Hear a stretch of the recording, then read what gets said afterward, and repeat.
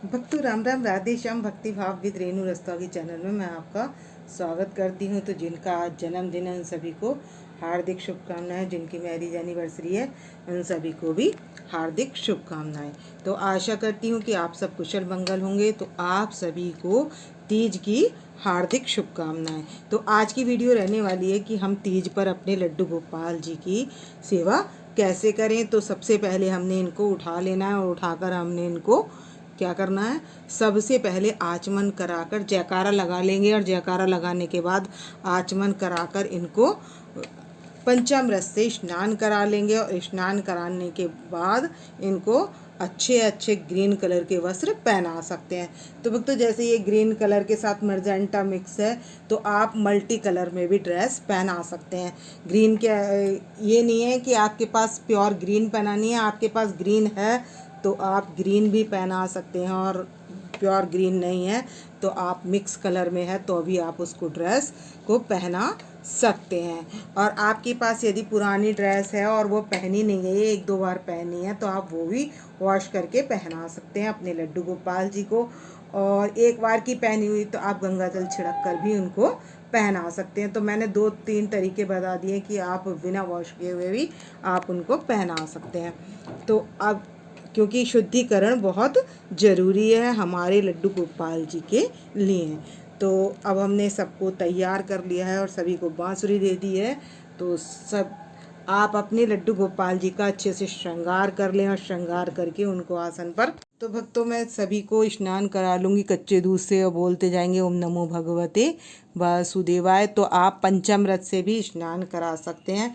और पंचामृत पर तो आप जैसे सोमवार है या एकादशी है या त्रयोदशी है तो इन त्योहारों पर हमको क्या करना है, पंचामृत से स्नान कराना है। और भोले बाबा को भी हम दूध से स्नान कराएंगे और पंचामृत से भी करा सकते हैं। तो हमने अपने लड्डू गोपाल जी को भी सावन मास में इसी से स्नान कराना है। और हमने चंदन की सेवा, माथे पर चंदन का तिलक अपने लड्डू गोपाल जी के लगाना है। तो अब मैं इनको पुष्पों से स्नान करा दूंगी, जो मैंने ये जल तैयार किया हुआ है। तो आप भी अपने लड्डू गोपाल जी को स्नान इस तरीके से करा सकते हैं। तो ओम नमो भगवते वासुदेवाय, ओम नमो भगवते वासुदेवाय। तो भक्तों ये जो परात में जल है तो ये आप अपनी तुलसा मैया के, तुलसा जी के गमले में डाल सकते हैं। तो इस तरीके से हम स्नान करा लेंगे अपने कान्हा जी को। और मैं अपनी राधा रानी को भी स्नान करा लूँगी। तो भक्तों इनका स्नान हो चुका है सभी का। और राधा रानी का मैं स्नान कराऊंगी, लेकिन उनको मैं कैमरे में दिखाऊंगी नहीं। तो देखिए कितने खुश हो रहे हैं हमारे लड्डू गोपाल जी। तो मैंने टॉवल से पोंछकर इन्हें बिठा लिया है और इनके सभी के लगा देंगे हम इत्र। तो ये इत्र लगा देंगे इनके सभी के। इत्र हाथ पर ले लिया और मैं कर दूंगी सभी के मालिश। तो मैंने ले लिया है जैस्मीन का इत्र। और अब हमने करनी है इनके इत्र से मालिश। तो मैं हाथ में ले लूँगी और इनके मालिश कर देंगे। तो आप पहले भी कर सकते हैं इत्र से मालिश और बाद में भी कर सकते हैं।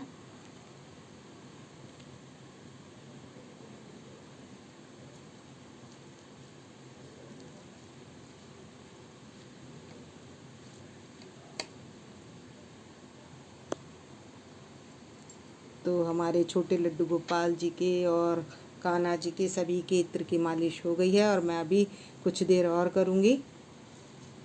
तो करते हैं इनके मालिश और राधा रानी के भी मालिश करते हैं। इत्र विराजमान कर लें और उनके तो अब कराते हैं हम अपने लड्डू गोपाल जी के दर्शन, क्योंकि हमारे लड्डू गोपाल जी और राधा रानी सब ग्रीन ड्रेस में तैयार हो चुके हैं। तो सबसे पहले आप ये छोटे लाला के दर्शन कर लीजिए। और ये हमारे कान्हा जी हैं, इनके दर्शन कर लीजिए। और राधा रानी को मैंने साड़ी वाली ड्रेस पहनाई है और इनको मैंने ये तगड़ी पहनाई है ग्रीन कलर में। और इसके बाद मैंने इनको यहाँ पर अपने लड्डू गोपाल जी को भी तैयार कर लिया है। और मैंने इधर सखियाँ पधारी हुई हैं, तो ये मैंने 2 सखियाँ, मेरे पास अष्ट सखी भी हैं, तो उनको भी पधार लेंगे। तो आप इस तरीके से इनको तैयार करके और इनके अब लगा देंगे इत्र। तो बस भक्तों, हमने इत्र की, कौन से इत्र की सेवा देनी है, तो गर्मियों के खस का इत्र होता है, मोगरे का इत्र होता है। क्योंकि जो नए नए सब्सक्राइबर आते हैं तो वो उन्हें पता नहीं होता है, तो इसलिए मैं फिर बता देती हूँ। एक गुलाब का इत्र होता है, एक चमेली का इत्र होता है, खस का इत्र होता है, मोगरे का इत्र होता है, चंदन का इत्र होता है। तो ये सारे इत्र गर्मियों के हैं। तो ये आप इसमें से कोई सा भी इत्र अपने लड्डू गोपाल जी की सेवा में लगा सकते हैं। तो ये मैं यहाँ पर लगा रही हूँ मैं खस का इत्र, क्योंकि खस भी काफ़ी ठंडा होता है। और आप तैयार करने के बाद लड्डू गोपाल जी और राधा रानी और सभी के लगा देंगे इत्र। और यहाँ थोड़ा सा इत्र मैं हाथ पर ले लूँगी, और जो भी हमने आसन बिछाया हो या घास बिछाई हो वहाँ पर भी हम इत्र लगा देंगे। तो बिहारी जी के मंदिर में भी चौखट पर भी इत्र से मसाज की जाती है, और जो वस्त्र होते हैं उन पर भी इत्र लगाया जाता है। और सभी मंदिरों में, मतलब बिहारी जी के नहीं, सभी मंदिरों में इत्र की सेवा बिहारी जी को दी जाती है। तो मैंने बिहारी जी को सेवा इत्र की क्यों दी जाती है, ये मैंने वीडियो अपलोड कर रखी है। तो हम थोड़ी सी इत्र यहाँ पर भी, जो भी हमने आसन वगैरह बिछाया है, हम वहाँ पर भी लगा लेंगे। इस तरीके से सारे में हमने लगा ली है इत्र। तो आप छिड़कने वाला भी लगा सकते हैं, तो मैं छिड़कने वाला भी दिखा देती हूँ। तो भक्तों, ये है जैस्मीन का इत्र। तो मैं इसमें से इत्र निकाल लूँगी, और इत्र निकाल कर अपने लड्डू गोपाल जी के लगा देंगे। तो वो लगाने वाला है और ये है छिड़कने वाला। तो आप इस तरीके से छिड़क भी सकते हैं। आपका स्पेस कम है, और ये आप इसमें जो स्नान कराते हैं उसमें जल में भी ये मिला सकते हैं इत्र। तो गुलाब का, इसमें भी मेरे पास गुलाब का इत्र है, तो मेरे पास इसमें भी कई इत्र हैं। ये इसके भी कई आते हैं, छोटे वाले जो हम वैसे लगाने वाले होते हैं वो भी कई आते हैं, और छिड़कने वाले भी कई आते हैं।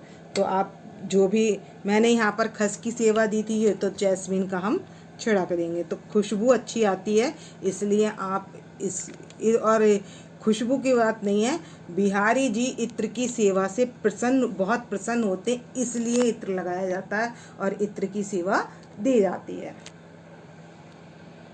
तो भक्तों, आप पीछे गुलाबी कलर का, मर्जेंटा कलर का, कोई भी कलर का पर्दा वगैरह कुछ भी लगा सकते हैं, या वर्क वाला पीस भी लगा सकते हैं, थोड़ा सा जो शेड अच्छा आता है। तो इस तरीके से आप लगा सकते हैं। तो हरियाली तीज पर आपको हरी ही ड्रेस पहनानी है। वैसे तो सावन चल रहा है, तो अधिकतर मैं रोज़ ग्रीन कलर के ही पहनाती हूँ कपड़े। तो हो सके तो आप भी ग्रीन कलर के ही वस्त्र उन लड्डू गोपाल जी को धारण कराएं। तो आप कमेंट्स करके बताएं कि आपको हमारी राधा रानी का श्रृंगार कैसा लगा, और ये कान्हा जी का कैसा लगा, और लड्डू गोपाल जी का कैसा लगा, और साड़ी की ड्रेस में हमारी राधा रानी कैसी लग रही हैं। मेरे को तो बहुत अच्छी लग रही हैं। तो आप कमेंट्स करके बताएं कि आपको आपकी राधा रानी कैसी लग रही हैं। तो चलो, ज़्यादा जगह हो तो आप अष्टसखियाँ भी पधार सकते हैं। तो मैं यहाँ पर थोड़ी सी तैयारी कर लूँगी। तो ये मैंने पत्र ले लिए, तो ये तो मैं एक पत्र तो मैं आरती के लिए यहाँ पर रख लूँगी, और एक पत्र मैं यहाँ पर लगा दूँगी, और थोड़ी से, और एक ये पत्र मैं यहाँ पर दूसरी साइड लगा दूँगी, जो इनका फूल बंगला है। तो इस तरीके से ये पत्र लगा दूँगी मैं, और छोटे छोटे पत्र हम अपने, एक पत्र इधर और एक पत्र इधर, मैंने ज़्यादा इसलिए लगाए क्योंकि फिर जगह ज़्यादा है नहीं, और यहाँ पर भी मैं आरती करूँगी, तो ये पत्र मैं यहाँ पर यूज़ करने वाली हूँ। तो आप भी इस तरीके से लगा सकते हैं। तो भक्तों ये इस तरीके के शेडेड पत्ते वाले अगर आपके पास पौधे हों तो ये मेरे पास है मनी प्लांट, जो मैंने एक बोतल में लगा रखा है। तो ये काफ़ी सुंदर लग रहा है, तो मैं क्या करूँगी, ये बीच में मैं वहाँ पर लगा दूँगी। तो अभी रख देती हूँ मैं यहाँ पर। ये बीच में मैं यहाँ पर एक साइड, जहाँ देख सकते हैं कि ये फ्लावर भी दिखते रहे, पीले पीले फ्लावर भी दिख रहे हैं। और ये मैंने इस तरीके से एक रख दिया है। आप रखना चाहें तो 2 भी रख सकते हैं। तो देखिए काफ़ी सुंदर लग रहा है। तो ये जैसे जो भी आपने डेकोरेशन कर रखी है उसी के पास थोड़ा सा इस तरीके से सजा लेंगे। ये टुकड़े से थोड़ा सा सजा लेंगे। तो ये आप 3 तरीके के 4 तरीके के जो भी फ्लावर लेना चाहें वो ले लें। और यहाँ पर मैं बीच में डाल दूँगी अक्षत। तो ये इस तरीके से रखते जाएंगे हम पास पास। तो मैं इसी तरीके से पूरी रो बना कर ले आऊँगी इसकी। तो देखिए मैंने इस तरीके से एक के पास एक पत्थर रखकर इस तरीके से रो बना ली है। और उसके बाद में यहाँ पर रख दूँगी मैं जो मेरे पास फ्लावर हैं।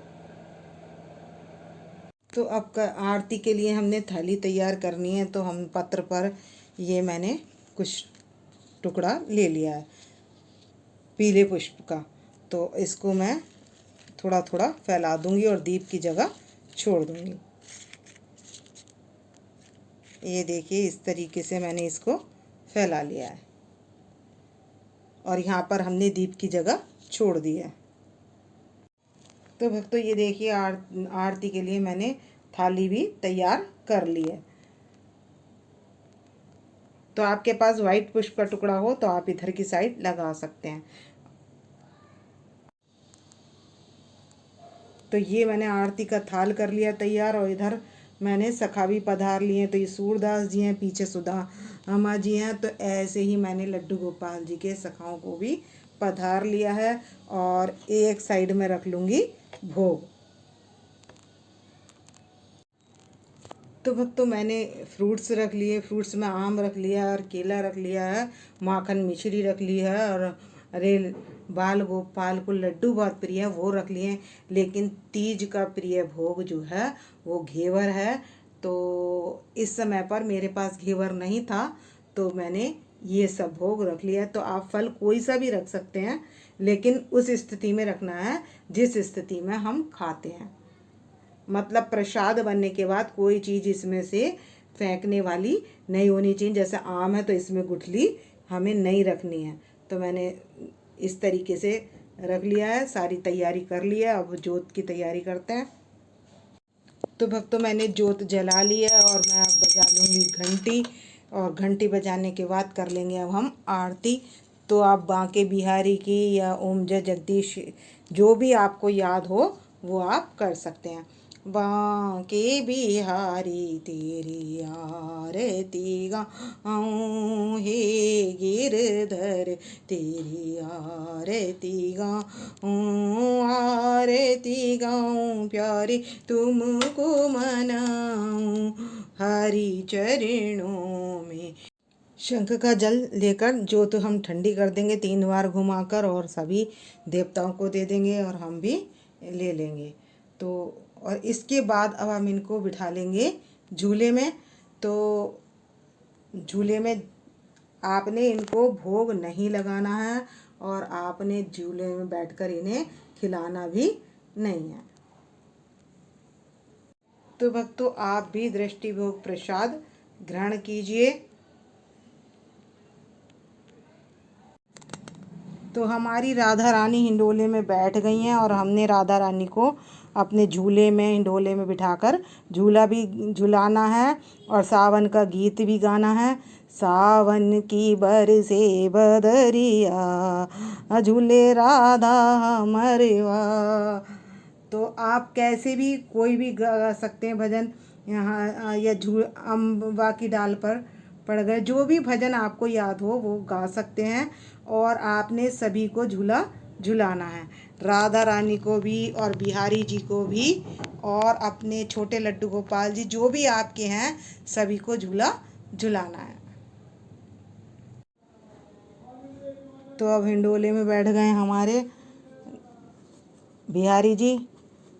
झूले नंद लाल झूलावे हर की मैया, झूले नंद लाल झूलावे हर की मैया।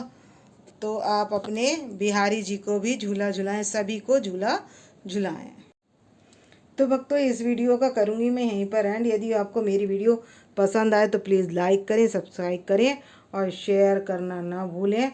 और कमेंट्स में आप अपने बिहारी जी की और राधा रानी जी के की हाजिरी लगा सकते हैं और आप भी तीज की इस तरीके से तैयारी कर सकते हैं। तो मिलते हैं नेक्स्ट वीडियो में।